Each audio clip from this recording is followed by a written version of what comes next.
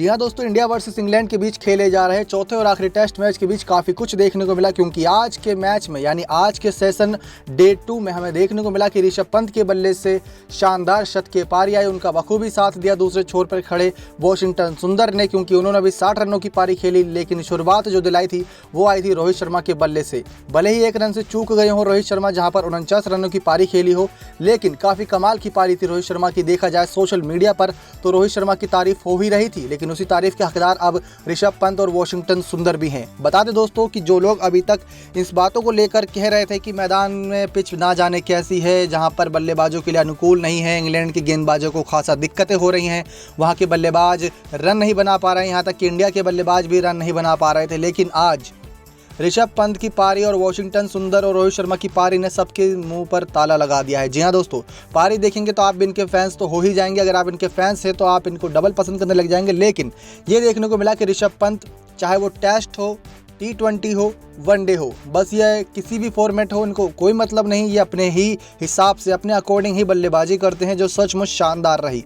दोस्तों देखा जाए किस प्रकार से ऋषभ पंत के बल्ले से जो पारी आई वो एक ऐसे मौके पर आई है जब किसी भी बल्लेबाज से अर्धशतकीय पारी खेल पाना बहुत ही मुश्किल हो रहा था, क्योंकि दोस्तों बहुत डर के बल्लेबाजी कर रहा था इस मैदान की पिच पर। लेकिन आज साबित कर दिया है ऋषभ पंत ने कि बल्लेबाजों के लिए पिच कोई सी भी हो, लेकिन उनके दिमाग पर निर्भर करता है कि उनकी मानसिकता है क्या है खेलने की। क्योंकि दोस्तों सामने जेम्स एंडरसन जैसे घातक गेंदबाज थे।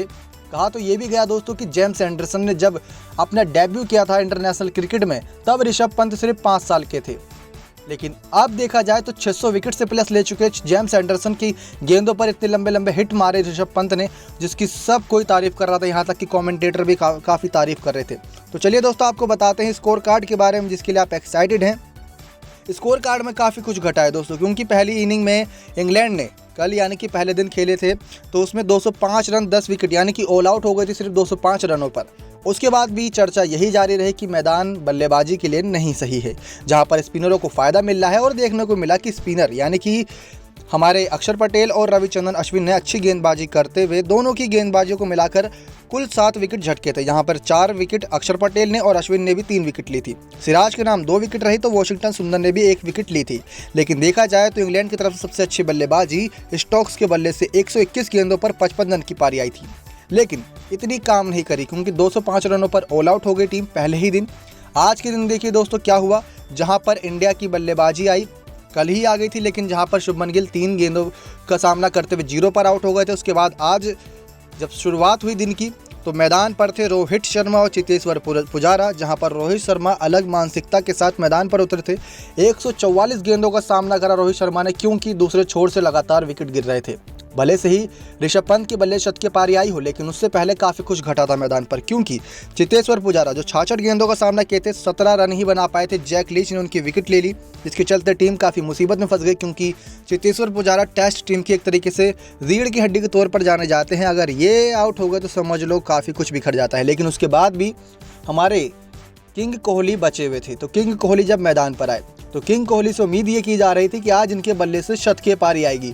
जो शतकीय पारी ऋषभ पंत के बल्ले से आई वो उम्मीद की जा रही थी किंग कोहली के बल्ले से आएगी, क्योंकि दोस्तों काफ़ी महीना बीत चुका है, जिसकी वजह से फैंस भी काफ़ी निराश है कोहली की पारियों को देखकर। उनको कोई भी अब एक्साइटमेंट नहीं रहती जब भी कोहली क्रीज पर आते हैं, क्योंकि वो हमेशा 0, 50, 74, 70 इतने ही रन बना पा रहे हैं, शतकीय पारी नहीं आ रही।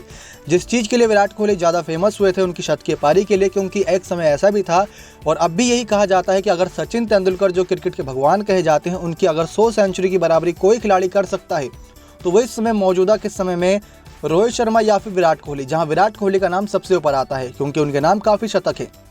ऐसे में विराट कोहली आज 0 पर आउट होगा। जी हाँ दोस्तों, 8 गेंदें ही खेली थी और बॉलर स्टोक्स, जिनसे कल तू मैं हो गई थी विराट कोहली की, उन्होंने अपना बदला लेते हुए विराट कोहली की विकेट ले ली। अच्छा खासा विराट कोहली मूड में दिख रहे थे, लेकिन गलती कर बैठे और फॉक्स ने कैच पकड़ ली और चलते बने विराट कोहली 0 पर।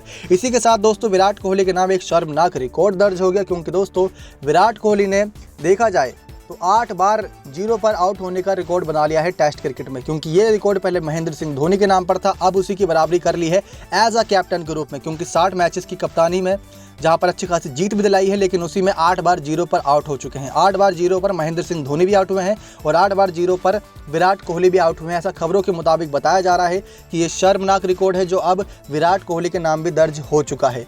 ऐसे में दोस्तों एक ये भी रिकॉर्ड सामने आया है कि जो अभी तक टोटल टीम, यानी कि अभी तक जितने भी इंडिया की तरफ से जितने टेस्ट प्लेयर खेले हैं 200 के करीब बताए जाते हैं, 200 प्लस, उन सभी की जो अभी तक 0 पर आउट हुए हैं वो हो चुके हैं टोटल 996 बार आउट। यानी कि अभी तक जितने टेस्ट मैचेस खेले गए हैं 200 प्लस प्लेयर के द्वारा, उसमें अभी तक ये प्लेयर 996 बार आउट हो चुके हैं। इनसे ऊपर 3 टीमें हैं।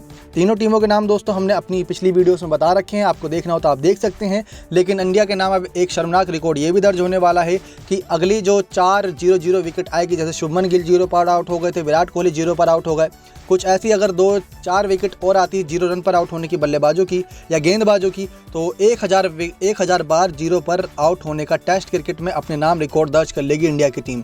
इनसे ऊपर 3 टीमें और हैं, लेकिन ये बहुत जल्दी आगे बढ़ रही है इंडिया की टीम। देखना दिलचस्प होगा, इस रिकॉर्ड की बराबरी ना ही करे तो अच्छा रहेगा। लेकिन बात करें आगे की दोस्तों, तो शुभमन गिल जहां पर 0 पर आउट हुए, विराट कोहली भी 0 पर आउट हुए।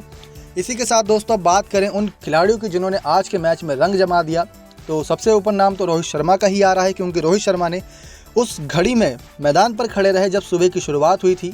पहली किरण के साथ इन्होंने बल्लेबाजी की शुरुआत की, लेकिन कहते हैं दोस्तों कि रोहित शर्मा का दिन आज उतना खास नहीं था जितने बाकी दिन चमकते हैं। लेकिन जब टीम को ज़रूरत थी तो ये मैदान पर अकेले खड़े हुए थे, क्योंकि चेतेश्वर पुजारा, विराट कोहली, अजिंक्य रहाणे भी जल्दी ही आउट हो गए थे। भले ही अजिंक्य रहाणे ने 45 गेंदों का सामना करते हुए 27 रन बनाए, लेकिन अच्छे गेंदबाज यानी कि जेम्स एंडरसन की अच्छी गेंद पर आउट हुए थे, तो इसमें कोई दिक्कत नहीं है। लेकिन दिक्कत जब आई जब रोहित शर्मा 1 रन से दूर हो गए, और ये कारनामा करके दिखाया दोस्तों बॉलर बेन स्टोक ने, जहां पर एलबीडब्ल्यू आउट हुए रोहित शर्मा। कह सकते हैं दोस्तों कि बेन स्टोक ने आज कमाल की गेंदबाजी की, भले ही रन खाए हों, लेकिन 2 ऐसे मेन बल्लेबाज को आउट करा जो सचमुच मैच का रुख कभी बदल सकते हैं। एक तो रोहित शर्मा, दूसरे विराट कोहली, ये दोनों विकेट बेन स्टोक ने ही झटके।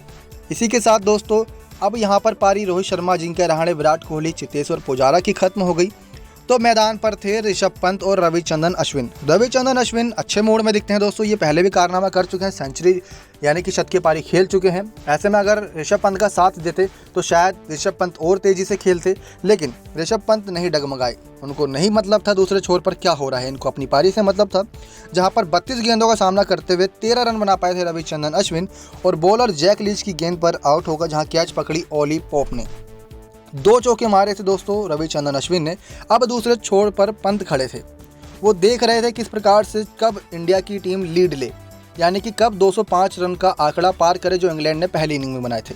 और जैसे ही दोस्तों 205 रन का आंकड़ा पार हुआ तो वाशिंगटन सुंदर और ऋषभ पंत ने मानो गाड़ी चौथी से 5वीं गियर में कब डाल दी, पता ही नहीं चला, इतनी तेज़ी से इन दोनों ने बल्लेबाजी की।